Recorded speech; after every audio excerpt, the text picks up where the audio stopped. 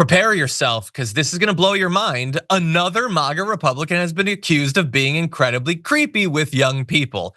In this case, it goes to kind of like the top of Republican politics. John McEntee, former aide for Trump and senior advisor to Project 2025. For the purposes of the story, understand that he is currently 34 years old.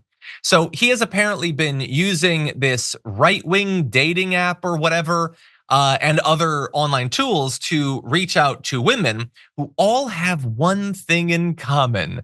They're very, very young. And that isn't necessarily that bad. These women are not 14 or 15 years old. He's not being claimed to have broken any laws. But we get to evaluate what people did and how they did it and the things they said and whether that qualifies them as a big old creep.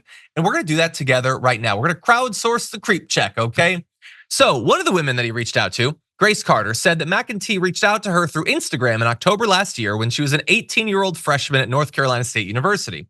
McEntee used the business account of that Right Stuff app to message Carter, asking if she wanted free merchandise. She said she accepted his offer of a free The Right Stuff hoodie, but wasn't aware that she was speaking with him himself, because why would you assume that the official communication of The Right Stuff would be the CEO reaching out to individual 18-year-old college freshmen on Instagram? You can understand why she would be confused by that.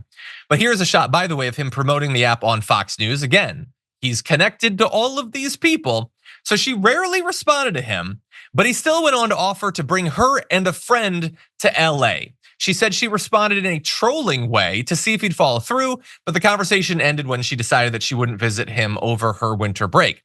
She has since posted about the experience on TikTok, talking about what happened to her, and also found out from other women that have been reached out to by McEntee. So another woman, also aged 18, said that McEntee reached out to her on the Right Stuff's app before moving to text messages using the same Southern California phone number he sent to Carter.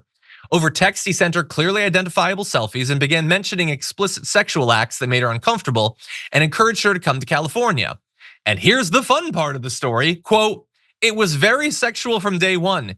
He kept making comments about my age and how hot it would be to sleep with someone who was my age."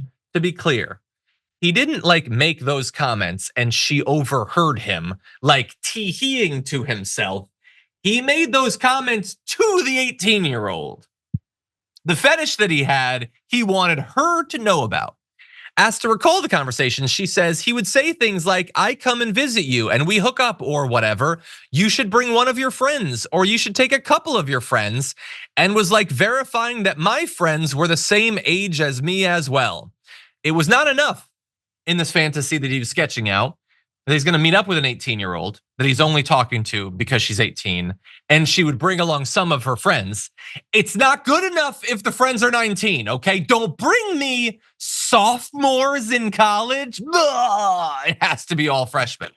And so that was going on. And now I just wanna tie a bow on this. So when he was the director of presidential personnel under Trump, which he was, he had a habit of hiring a particular sort of woman. His underlings were, for the most part, comically inexperienced. He had staffed his office with very young Trump activists. He'd hired his friends, and he'd hired young women. As one senior official in the West Wing put it to me, quote, "The most beautiful 21-year-old girls you could find, and guys who would be absolutely no threat to Johnny in going after those girls." Quote, "It was the Rockettes and the Dungeons and Dragons group," the official said. First of all, F you, buddy. What's wrong with being in the Dungeons and Dragons group? And also, I love the idea that he's bringing in these right-wing dweebs who play D&D, because all of the other right-wing men are such players and have such game and everything, but also men who wouldn't be a risk to him. I think any man is a risk to you because you don't know what the hell you're doing, buddy. You're being a creep. And again, it's nothing illegal is being attested, Sharon. A 33 or 34-year-old can date an 18-year-old or whatever. But it's when you are hunting them like injured wildebeest and then telling them how hot it is that they're 18, and that's the only reason you're talking to them, and please groom more 18-year-olds for me, it starts to get a little bit weird. What do you think? Weird and gross.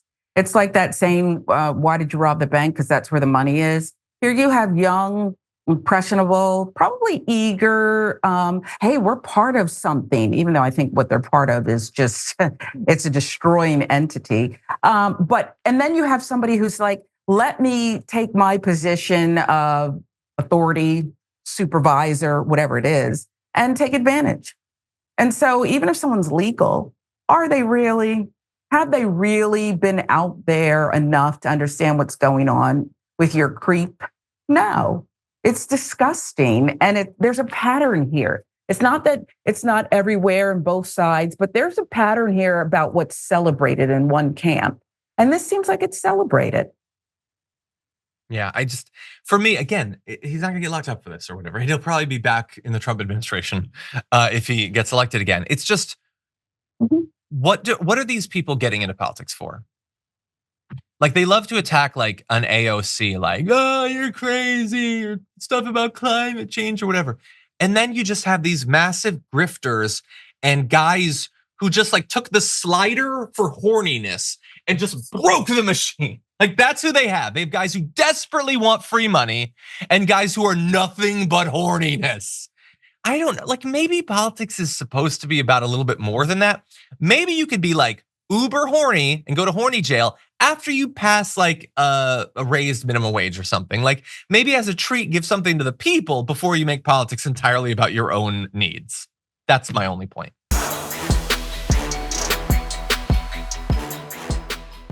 Thanks for watching our video. Did you know that you can support our show by becoming a subscriber?